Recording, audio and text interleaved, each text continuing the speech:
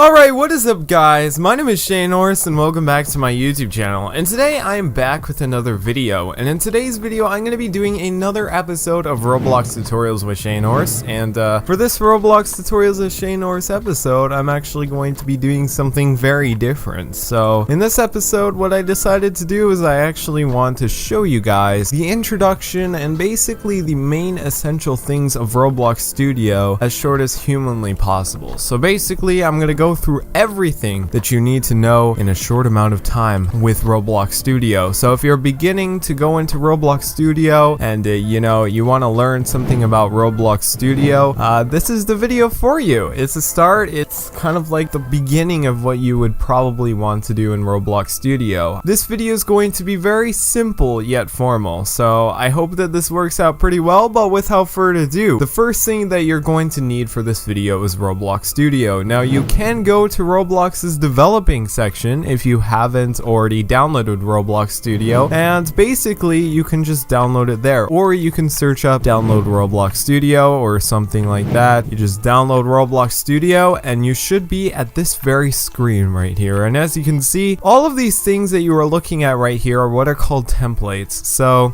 I mean, if you personally want to start with something here, you could choose something like castle. If you want to make a game with a castle, you can use a village.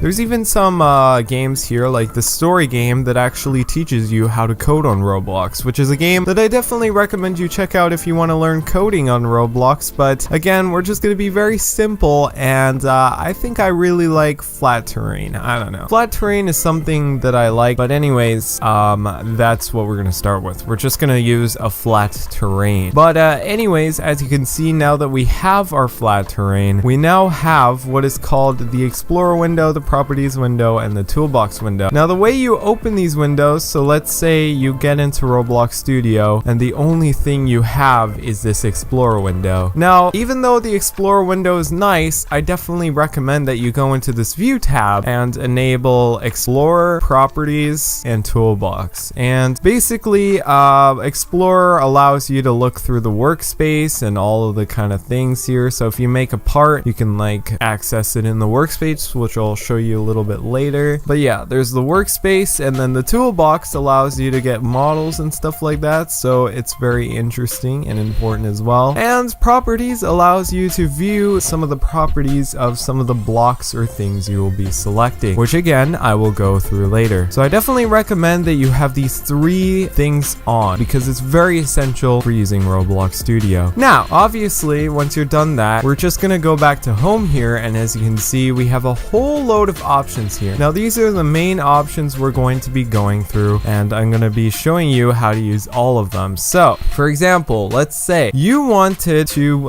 create a part in Roblox Studio, which is probably one of the most basic features in Studio. So let's say you wanted to put a part in Roblox Studio. Well, that's very simple. The only thing you have to do in Roblox Studio to create a part is to go up to this insert thing right here and click on part. And as you can see, we now have a part. But let's say we wanted something like a circle. We can actually go into the part menu here and see this little arrow right here. You want to click that, and all of a sudden you get a bunch of options. So you can choose something like a sphere, a wedge, and a cylinder. So you've got many options for different types of blocks and materials you would like to use. Wedges are used normally for like corners. So if you wanted a corner or something that looks like a triangle, that's what a wedge is for. So wedges are very cool. You can actually put these parts together, size them together however way you want. Now of course they still look boring and gray, right? I mean, we now know how to put these parts into the workspace, but here's the problem: we still haven't learned how to change the color and the material of these parts. So see how this grass is green and it has a texture? We actually kind of want to do that with this block, except instead what I want to do, let's say I'm making some kind of big wall for my game, so I'm just gonna size it up. Again, the way you select the sizing tools, I forgot to mention some of these things, is by going into these tools here. So I'm just gonna quickly go through each of them. Select tool basically allows you to select parts and move them around the studio. Move allows you to accurately move parts around the studio, so you can move it here, move it here, move it there, and move it there. Scaling allows you to change the size of the object, so if you want to make it long, you can make it long. along, and rotation allows you to rotate the blocks as much as you will. But we'll go through more of that later. Anyways, to change the color of a part is very simple. All you have to do is you can click on this part. There's actually two ways of doing this, but I'm just going to show you the way I prefer. So you click on the block, and then when you have your properties tab open, which you should, you will see a bunch of different things here. So you will see appearance, and if it's not open, you can just click the arrow. Data, we don't really need to worry about that. Behavior, part. Basically, the one thing that we want to see with this part is the appearance. And the color of our block is in brick color. So brick color is basically like any of these following colors. So let's say you wanted it blue. I can change it to the color blue by clicking on this little thing right here. I can change it to red. I can change it to reddish brown. Basically, you could change it to any color you want. Now, the material is different than the color, which you can actually change with this little material tab right here. So you just click on it, and then you can click on this arrow and just choose from a whole bunch of different things. You can choose from cobblestone, concrete, you can choose from fabric, all sorts of good stuff. Brick, I don't know, we'll just use a nice gray brick. You can also change the color by clicking this little color thing, and you will actually get this menu. Now it'll a little bit different on your PC because I use a Mac, but you still will be able to change the entire color of the object. So if you wanted it black, wanted it white, I mean, even though the brick colors are nice, you can choose exactly what color you want with the bricks.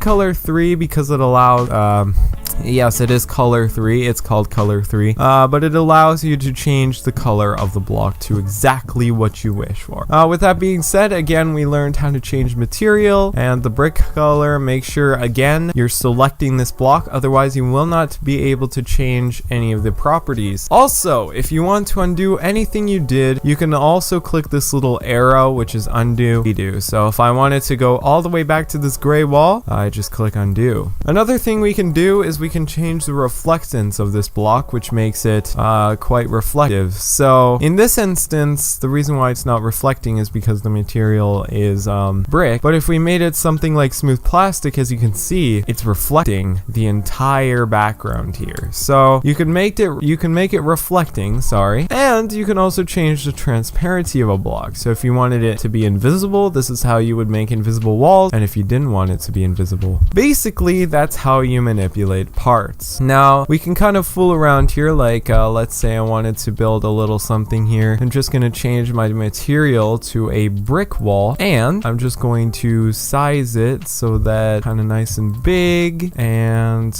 kind of make it tall. You can also duplicate blocks by right clicking on them and pressing duplicate, and that'll allow you to duplicate the block. You can again, these are simple controls here. You can also copy, which will copy the block, and then you can always hit you can always right click again, paste, and then we can paste again by right clicking and paste, and we can paste as many of these as humanly possible if you would like to. You can also do another thing which allows you to delete. Very simple. You can either hit backspace or you can just hit or right click and hit delete if that doesn't work.